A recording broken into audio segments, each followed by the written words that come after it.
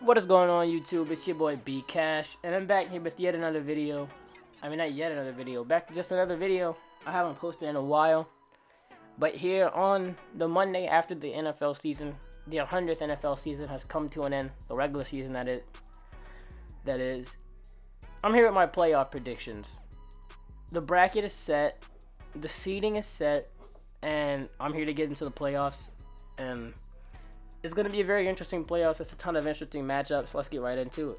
Now, the first matchup we have is the Texans versus the Buffalo Bills in NRG Stadium, inside of a dome, which makes it like, it kind of, I would say like, it is louder in a dome, but I'd say that kind of negates a lot of the effects of a home field advantage, because yes, while it is louder, it's easier to throw the ball inside of a dome just because it's perfect, pristine conditioned. Pristine, is that even the right word? But it's great conditions inside of a dome, which makes it easier for both teams. It is louder. The Houston crowd is going to play a big factor into this game. But let's just take a deep dive into the Houston Texans. Like, this is going to be like a mini review of the season for the teams that are in the playoffs. The Texans have been very up and down this season. Sometimes they look like the best. Sometimes they look like a contender because Watson looks great sometimes, and then sometimes Watson looks awful. His game-to-game consistency isn't good. It's like sometimes you'll get a very good Watson, and other times you'll get a less so good Watson. And like because of his inconsistency, the team is inconsistent. It's just sometimes you get downright bad quarterback play, and sometimes you get great quarterback play from Deshaun Watson. So it's like you never really know what you're going to get with Deshaun Watson, just because of the simple fact that he's so inconsistent on a game-to-game basis. So that makes the Texans so hard to predict and like kind of take a guess at what they're going to be from game to game because of the inconsistencies. But you can get some really good play from Deshaun Watson, especially when Fuller, Hopkins, and Stills are on the field together. You get a lot of great stuff. No, I'm not the highest on Watson or Fuller, but like Watson's really looked good this season at times, and he's really looked bad sometimes this season. He has like the turnovers are a much bigger issue than they were before. Like the fumbles have always been there, but he has a ton of he has a ton of dropped interceptions, which like, I mean, that doesn't define a quarterback, but like it's still a bad throw, and it's like almost as bad as basically as bad as an interception. It just wasn't caught. But the turnovers are there, but he's also dropping in a lot of those big throws that weren't there last year. Last year he was on the conservative end. This year he's going down the field at a much higher rate, and I like this Deshaun Watson. So pair that with a speed threat like Will Fuller and some more speed and Kenny Stills and DeAndre Hopkins, and you have a great pairing. Will Fuller, I'm not the highest on Will Fuller. I just don't think he catches the ball well, because he gets open deep, but there's times where he's just dropping the ball and he just doesn't look good sometimes. And he's injury prone too. He's been struggling with that hamstring all season, and I think that could be a big issue. But if he's back and JJ Watt is back, that could make the Texans a really dangerous team, just for the simple fact that they're getting their best pass rusher back. Like without Watt on the field, they didn't really have that good of a pass rush, and like Whitney Merciless went down too, so that made it even worse. Like Merciless, so basically they didn't have an elite pass rusher. But on the other side, the Buffalo Bills, they had a great record. I think they're a little overrated going into the playoffs. I don't think they're as good as like their record is. Like they had a cupcake schedule and barely won those games. Like they snuck out against the Bengals. They snuck out against the Mariota Titans because they missed like 3 kicks. And like there's many ways where their record could be totally different, right? But they continue to win these tough games with defense, and like they're like an old-fashioned team. Even though like they do take those aggressive shots down the field, whether they're being completed is a different story, because they're not. Josh Allen has one of the lowest completion rates on deep passes, and Watson is on the other end and has one of the higher ends. So Watson's dropping in a ton more big plays than Josh Allen. But I don't think like with the Bills, you're not getting a team that's going to beat you over the air. You're getting a team that's going to ground and pound you and play some good defense. And when you play them, it's probably going to be a low-scoring affair. They do have the potential, though, when Josh Allen hits on those, like he did in the Patriots game, he hit on those at a much higher rate than normal, and they can actually be a very explosive offense just with his elite arm talent. But the thing is, you don't always get that Josh Allen. You will get a Josh Allen where you're going to have to run it a lot, play some good defense to stay in the game. Or you're going to get the Josh Allen that's going to make some big plays and actually, like, put points on the board. But, like, if it comes down to a shootout, I'm going to have to go with the Houston Texans. And whether it's a defensive game or not, the Texans' secondary is terrible. But I'm going to have to go with the Texans. I just feel like they're more stable and they're a better pick because not because they're at home, but they're at home. It's going to be it's great conditions inside of a dome, so you don't have to worry about that. And then I just feel like they're a better team all around. Like, they had a harder schedule with, like, the Ravens and the Patriots, and they got some big wins in those games. So I'm gonna have to go with the Houston Texans in Houston, and they're gonna advance to the next round. And on to the next game I'm gonna talk about the Titans versus the Patriots. Patriots playing in the wild card for the first time in the decade. They played in 2009 in the wild card. They're going up against the Tennessee Titans here, who are red hot, with Ryan Tannahill playing his best football, A.J. Brown playing to a high level, Derrick Henry playing to a high level. I wouldn't be at all shocked if they won this game. Ryan Tannehill's been looking like one of the better quarterbacks since he came into the game. How sustainable is that? Because we all know he's Ryan Tannehill. We all know where he came from. He wasn't that good in Miami. So we don't know if this could be a game where he regresses down to a regular Ryan Tannehill against this great Patriots secondary that did give up 27 points over the air because Devontae Parker murdered Stephon Gilmore, basically. Just, he mossed him left and right, and I don't think... Like, it was a great game from Devontae Parker. Like, I think he's a beast, and he's finally getting his talent let out because Ryan Fitzpatrick is giving him the opportunities to shine in those contested catch scenarios, and he's catching them. I feel like he's a good deep threat receiver, and it really shows. He has that speed, he has the hands, and they just extended him. I think that he would be a good, vital part of the rebuild. Whether you get a quarterback, whether you get like a Tua, or maybe wait another year, that's what I want. That's what some Dolphins fans want. I mean, I would say get Tua. I think he's still pretty talented. He has that accuracy. Injury proneness is an issue, so maybe don't pull the trigger on him so high. Maybe he wait till if he falls and get him. But this isn't about the draft. I can't wait for the draft though. It's gonna be a really interesting draft. But this is about the playoffs, and this isn't about the Dolphins. But Tannehill and Henry and A.J. Brown, they're playing their best football. Ryan Tannehill's playing the best football of his career by far. He looks way better than he ever did in Miami, here in Tennessee. And he actually led this playoff push. They needed a big win. I mean, Texans played their backups. They still won, though. So they clinched their spot into the playoffs. And Tennessee Titans, I wouldn't be surprised if they won this game. Does that mean I'm going to pick them? Probably not. But let's get into the Patriots side of things. They're not playing their best football, and the offense looks terrible. The defense is bailing them out in some situations, bailing them out in games. The defense has been the defense. They've been playing up to the level that you would expect them to, right? But except for that, some minor slip-ups against the Dolphins and Lamar Jackson and the Houston Texans and the Chiefs. I mean, against mobile quarterbacks, I think that gives them an issue. Ryan Tannehill has that mobility. And, like, speed gives them an issue, I think. Like, not Will Fuller. He wasn't even playing when they played him. But, like, Kenny Stills beat them over the top a few times. And DeAndre Hopkins was just beating Stephon Gilmore. No, you may call me crazy for this, but I think Stephon Gilmore isn't as good as everyone says he is. I mean, like, when he goes up against those top-tier receivers, and even Terry McLaurin got, like, a couple big receptions on him in the Redskins game. And, DeAndre Hopkins abused him. Juju Smith-Schuster had a few decent catches on him. But, like, he's still a shutdown corner. Because he still shut down Amari Cooper and people like that. And I think that the Patriots should have no problem stopping the Tennessee Titans. But it's pretty easy to stop the Pats, too. They don't really have anyone that can get open. They have a very slow receiving core. And if you take Edelman out of the equation, then this really becomes an easy game for you because Edelman's really the only guy that can get open.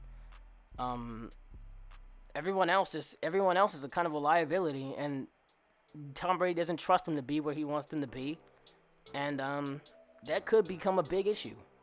And everything is pointing towards the Titans to win this game since out of what I said.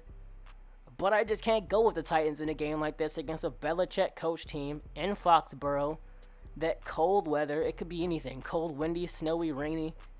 And I think that even though they're kind of outmatched on paper, I think that the coaching and the home field advantage of being in Foxborough, that rough weather, that rowdy crowd, and that defense is going to pull out the win, and they're going to beat the Tennessee Titans, and the Patriots are going to go on to the next round.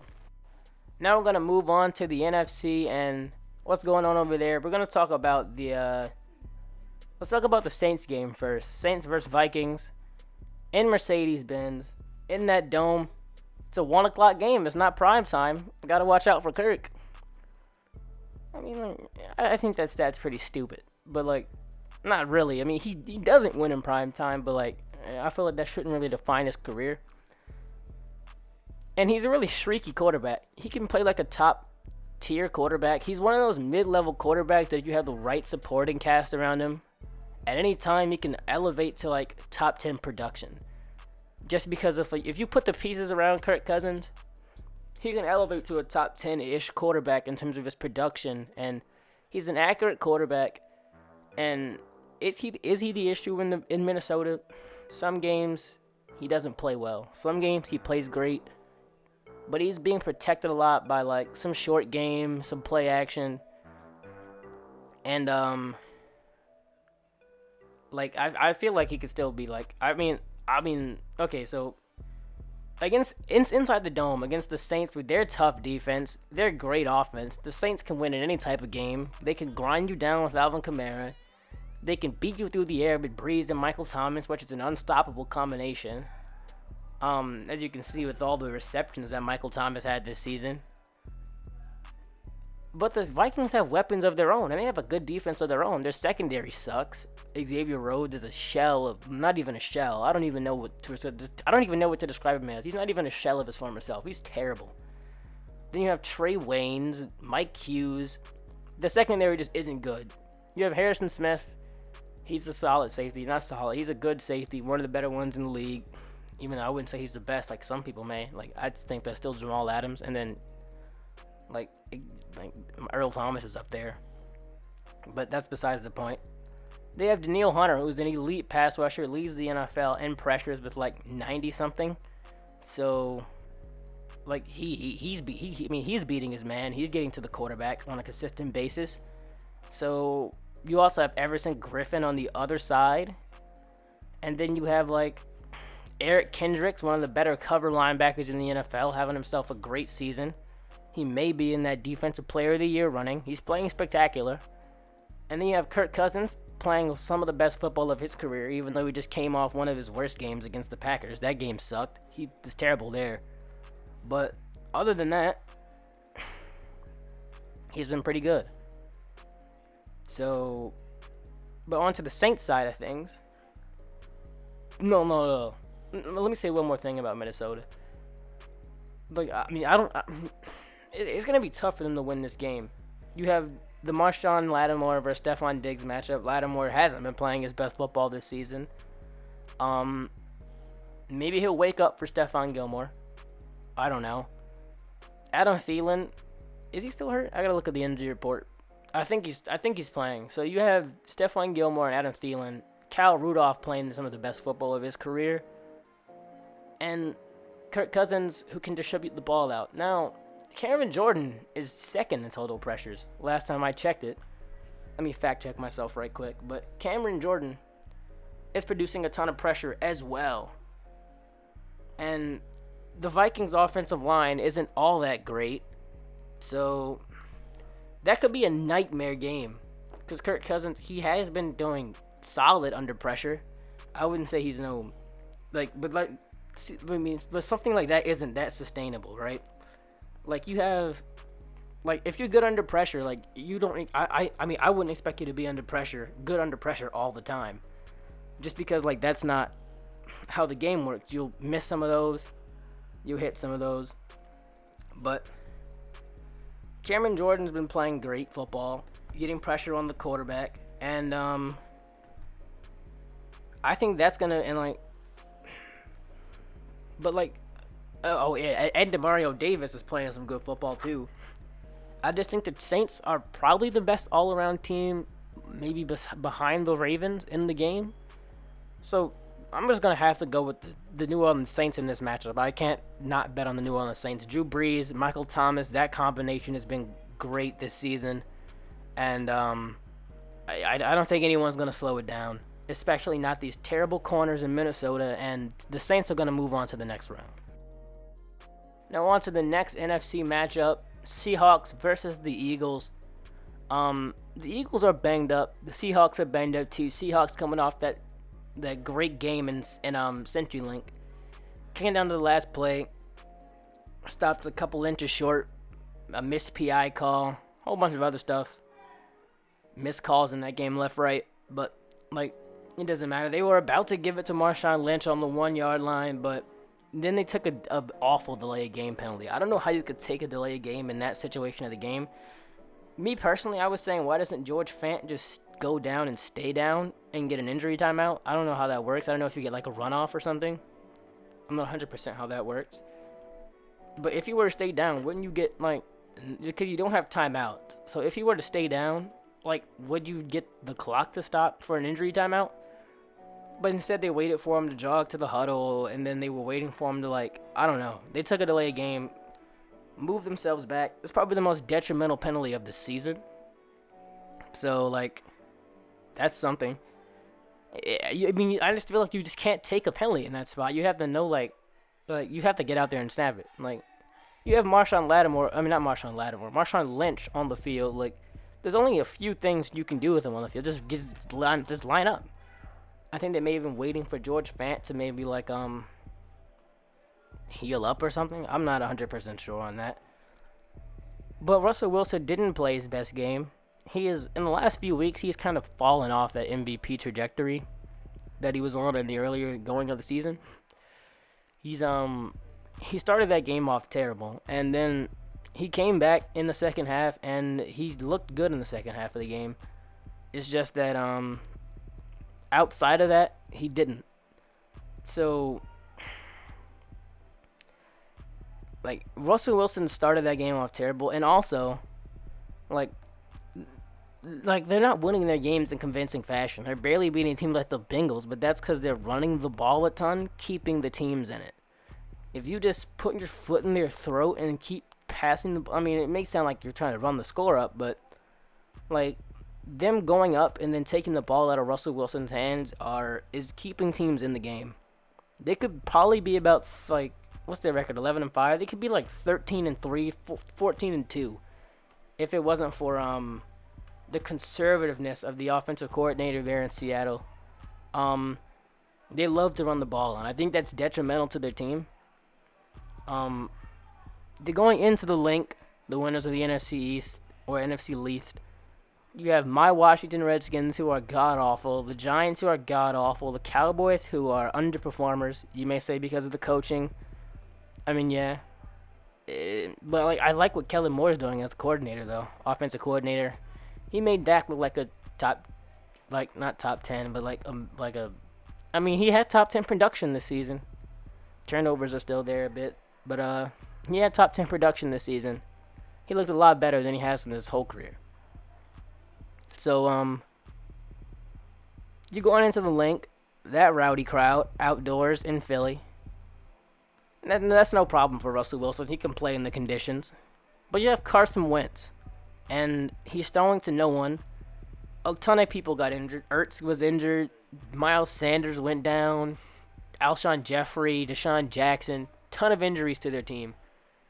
And their secondary is buns. So, like, this really puts him in a weird spot because you have a quarterback who I think can make a ton of plays. He may miss a few throws, but he can make a ton of plays. And he can make So there's no one to throw the ball to though. You have Dallas Goddard, Ertz got hurt. You're throwing to a converted quarterback in Greg Ward, who's played not that bad. You have Miles Sanders, who got hurt, who was playing great. One of the best running, like probably this, like not probably, like the second best running back in the could come out the draft class. He played like that behind Josh Jacobs.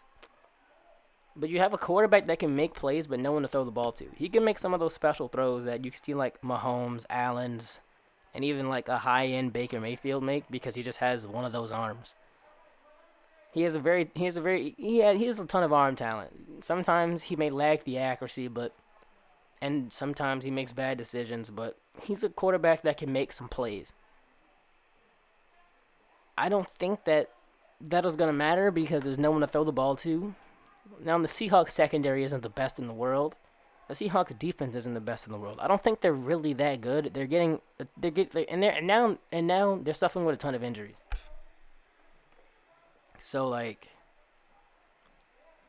but even with that being said, I'm gonna have to go with Russell Wilson and the Seattle Seahawks to win against this Eagles secondary. Eagles secondary isn't good, and I'm gonna have to go with the Seahawks in this game. Now, even if they go up, they can start running the ball, which is going to keep the Eagles afloat because, there's a ton of games where the Seahawks are up by a lot, and they start to run the ball a lot, and then the team starts to creep their way back into the game. And I don't think that's it's not okay, so I see you trying to run the clock out. It's not really working, though, and it's letting the other team stay afloat, giving them hope because they're scoring touchdowns, and you're not. It happened in the Panthers game. They were up 30-6, started running the ball, and then the Panthers started to inch their way back into the game, and now it looks like a one-possession game. Now, that's some of the reason why the Seahawks win a lot of one-possession games. They have utter domination, and so they start to run the ball. When Russell Wilson's throwing the ball, Russell Wilson's on, that team looks great. They look like one of the better teams in the league. They have a ton of weapons. I mean, they just lost Josh Gordon, but, still, they have a ton of weapons. DK Metcalf, the speed. Tyler Lockett, the speed. They have a ton of speed in their receiving core, right? But then, once they stop utilizing the deep passing game and all that other stuff, they start to run the ball a lot.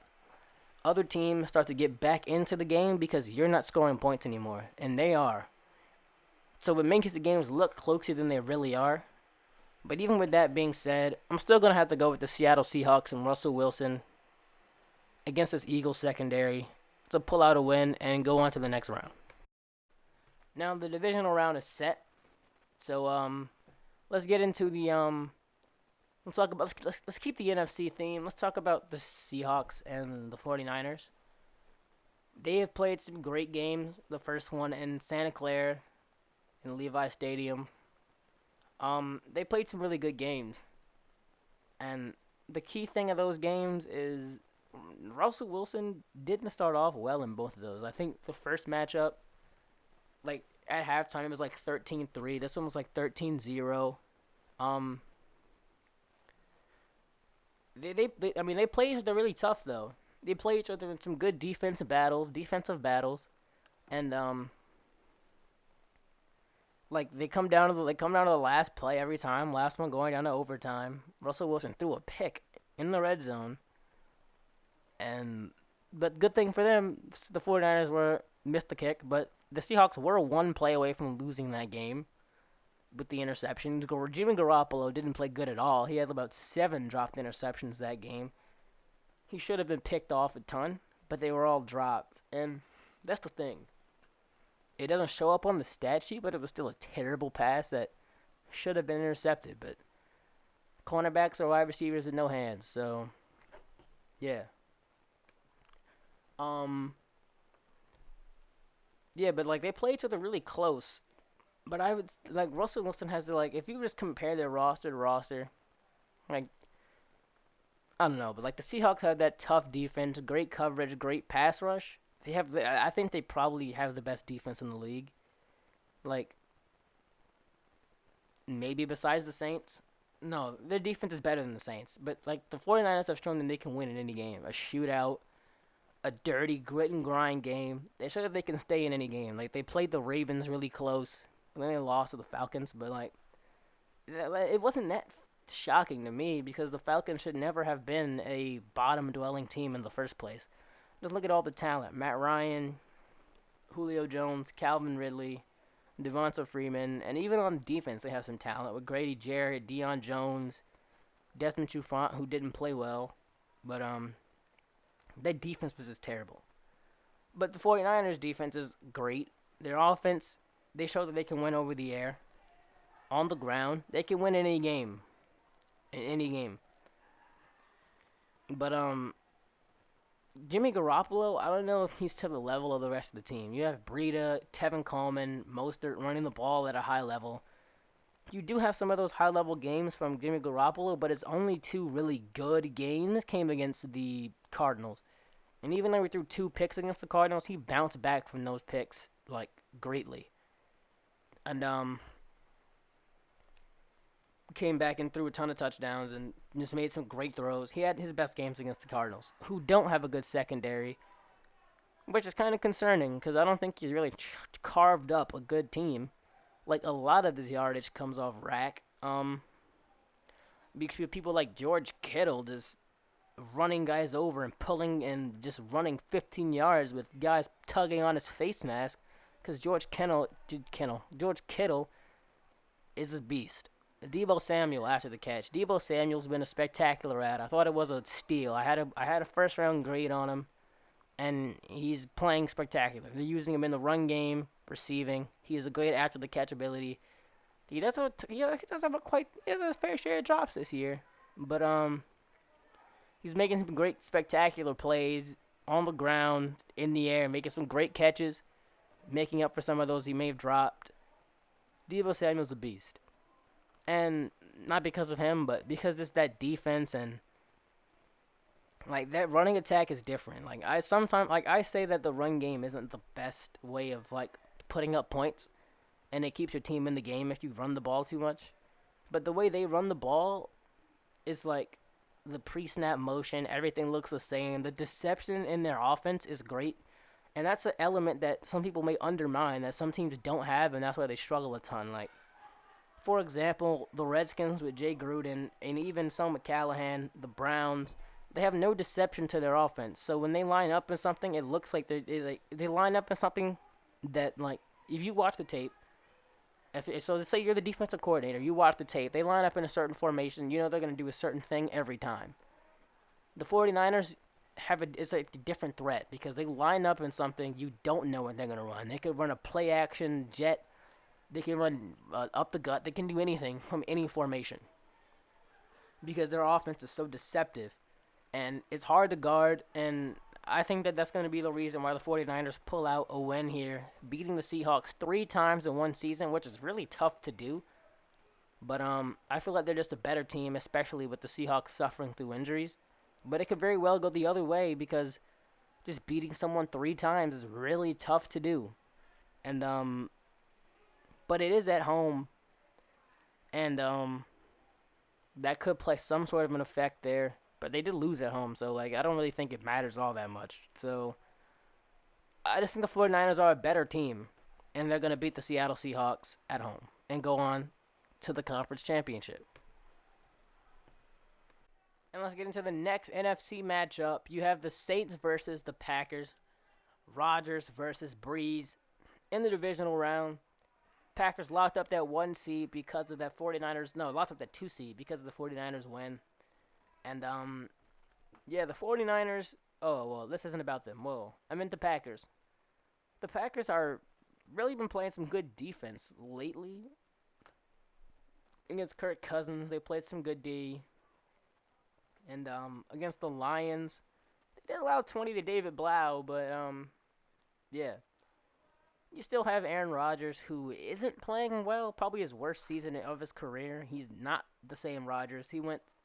So last game against the Lions, he played a really aggressive game. Like a lot of people say that Rodgers is very conservative and doesn't take enough chances. He threw a pick and throwing 17 deep passes, which are passes 20 plus yards in air. and he went 17 for 3. He went 3 for 17 throwing the deep ball that game. It's just like his accuracy on the deep ball isn't there. He hasn't not looked good throwing it. He's missed a ton against the Redskins, the Cowboys. He's missed a lot in every game, just open misses. And that team is really driven by Aaron Jones and the defense. Now, how far do I think that'll take him? I'm not sure. I don't know. I don't think it'll take him too far. They're going up against the Saints in this, in my prediction. And probably in real life, too, because I doubt the Vikings win. But, you know, anything is possible. Minnesota Miracle, even though it's not in Minnesota. Drew Brees has had his fair share of bad luck in the playoffs. I think it's going to end here.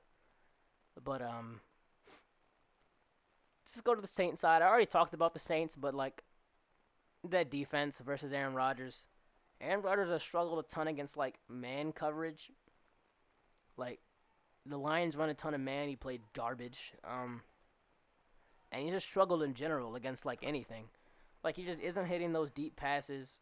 He's taking the shots sometimes. He's not completing them at a really high rate. He's missing a ton of them. It isn't the same Aaron Rodgers. Like, the zip is still there, but just something is kind of off. And it's not the offensive line. They're protecting well. I wouldn't say it's the coaching because guys are getting open. But this team is really driven by Aaron Jones and the defense, which are two things that you don't really want your team to be driven off of. So that's why I have the Saints winning this one. Now let's go on to the AFC. Lamar Jackson and company versus the Houston Texans in Baltimore. I may consider going to that game. Not sure. But Lamar Jackson, probably the consensus MVP now. That Russell Wilson kind of fell off of that track, and he's really the only guy in the running for it, right? Lamar Jackson, he's making those highlight plays with his legs. We all know the ability is there with his legs, right? But the thing he's added to his game this year is the passing. Leads the league in passing touchdowns. He has some games where he's thrown 5 touchdowns. But multiple games where he's thrown 5 touchdowns. But this offense is kind of unstoppable. You have Lamar Jackson who's throwing the ball at a pretty good level. I wouldn't say at a high level because I wouldn't say he's throwing the ball better than Drew Brees or Russell Wilson. But like he's throwing the ball at a reasonable level compared to last year. He was garbage, like dead last in everything accuracy, like accuracy percentage, like down the field, open, like it didn't matter. He just wasn't accurate last season. This year he's flipped that right on its head, and he's making some of those spectacular passes away from coverage, putting it only where his guy can get it. He's making some really good throws. And that's really what took this that's really what took this offense to the next level. Like the running game was already there, but then the Chargers kind of exposed that. But now you have to be worried about the pass. Lamar Jackson's beating people down the field with the pass. Now, I don't think his accuracy down the field is as good as his short accuracy. His short accuracy is amazing. He's doing some things that some quarterbacks don't do, like then just knowing when to get rid of the ball, knowing when to move. He has taken a lot of sacks. He's the Ravens have allowed like 10 sacks when he's on the field, and all of them are credited to Lamar Jackson trying to do something special. So, like that's something. But not all of them. Like I think 8 of them are credited to Lamar Jackson. But he is getting the ball away and avoiding some of those sacks a lot of the time. He's playing great football. He's playing amazing, as we all know. He's the MVP. But the last time these two teams faced off against each other, it didn't go too well for one of the teams. It was like 41-7. It was like they got cheated for the PI call. It really didn't matter. They were just getting their head kicked in. Watson didn't play well that game. This coverage unit's been playing amazing with the addition of Marcus Peters. You have Marcus Peters, Earl Thomas, Marlon Humphrey playing great. You have the great run stopping of Michael Pierce. They don't have an elite pass rusher, but they create a ton of pressure because they're scheming it up with the blitz and all that. And I think that's going to cause an issue, and I think that they're going to beat the Texans once again here in Baltimore, and they're going to move on to the AFC Championship. Now on to the next game, Chiefs versus the Pats. in Arrowhead because the Chiefs had locked up that 2 seed because the Patriots decided to go out and lose to the Miami Dolphins. So last time these two teams met, it was 24-17 ish, I think. Close game. The Chiefs' defense has really stepped it up, and their offense has really taken a step back from last year. But like, I think that was kind of predictable. Like the offense couldn't play. I don't think the offense could have played at that level, that high of a level, forever. Like they do have the pieces in there. Micheal Hardman, Patrick Mahomes, obviously, but like that hasn't looked as good this season. Mahomes hasn't looked as good as he did last year. He's making a lot of those bad decisions. He's looking like some of those cross-body throws are looking a bit more Brett Favre-ish. Like he's just not making. He's not as sharp. Coming off a few injuries though, there's still that chance that the offense comes out and explodes again. And against this Pats offense, who's really slow, can't open up, can't no one can get open, and this Chiefs defense that has really stepped it up a ton in the recent weeks. I'm gonna have to go with the Chiefs to go to the AFC Conference Championship, just for the simple fact that their defense has stepped it up, and we all know that their offense can play at a high level, as they have shown at times this season before the first injury by Mahomes. And we all saw last year, Mahomes' MVP season, the most explosive offense in the league, and they can just score at a snap of a finger, and I don't think that New England has an answer for that. Now, they did last year in the playoffs, but like that's because like the Chiefs defense couldn't stop anyone. The Chiefs defense has looked great in the last couple of weeks, and I'm gonna have to ride the hot hand here with the Kansas City Chiefs beating the New England Patriots. Now, speaking of hot hands, they're coming off of a bye, which may cool them off a little bit, but I think that offense is just too explosive. They can score at any time, and that defense has stepped it up a bit still. I wouldn't expect them to regress too much coming out of the bye, especially going up against this pretty slow Pats offense. And for the first time in 2 years, the Pats aren't in the Super Bowl. Now on to the next matchup. I'm gonna talk about the AFC Conference Championship. MVP versus MVP. 2018 MVP versus what should be the 2019 MVP, and Lamar Jackson in Baltimore. Road to the Super Bowl in the AFC goes through Baltimore. So that's gonna be a tough game. Last time the Chiefs won, but the Ravens look like a totally different team. That coverage unit's playing a lot better. That defense in a whole is playing a lot better. Lamar Jackson's looked a lot better throwing the ball since then. And we all know he can still run. This is gonna be a tough game to predict because that defense from the Chiefs is really playing well. That offense is still explosive, still can be explosive, even though they may not have shown it in the last couple of weeks. But that offense still can be explosive. That defense is playing good. But this Ravens offense looks so good. Lamar Jackson running the ball. It's just Lamar Jackson's makes everything uneven. Like you think that you could stack the box, but then because Lamar Jackson can just run, now you make the running back a blocker, which offsets the numbers, and then Lamar Jackson's so good running in space. You can't stack the box. There's really nothing you can do. You can't play coverage. They're gonna run on you. You can't play heavy. They can still pass on you, and they can still run on you. Just because Lamar Jackson offsets the numbers, because you can have the running back block now. And I feel like this offense is just gonna be really tough to stop. Now, if the game comes down to a shootout, which is quite possible, because the Chiefs' run defense, even though they allowed 100-something yards to Josh Jacobs in one quarter. In one half, I mean. I feel like they could still get gashed on the ground. And, that's why I have the Baltimore Ravens and MVP Lamar Jackson going all the way to the Super Bowl. And in the Super Bowl, I have the New Orleans Saints knocking off the Ravens. I talked the Ravens up a ton, saying that they may be the best team in football. I've also talked the Saints up a ton. I forgot to talk about the NFC Championship. Like, I kind of forgot that graphic, but like last time. Let me just do like a quick thing on them. Last time the Saints and the 49ers played, the 49ers won. this time they're going into Santa Clara. I still think that, like, even though, like, we haven't seen Drew Brees play outside in a minute, especially in, like, wintertime, which could affect him throwing the ball, but I feel like that's just too unstoppable. And I don't think, like, some of the plays that happened in the 49ers game, like, they were kind of lucky. Like, the pass to Emmanuel Sanders, severely underthrown. It looked like it was almost like an arm punt that he caught. So, it was just bad coverage and, like, I don't know. It was a messy game that came out to be a ton of points. Bad defense was playing that game. But that's besides the point. Drew Brees versus Lamar Jackson in the Super Bowl. That's not really how it works. Ravens versus Saints.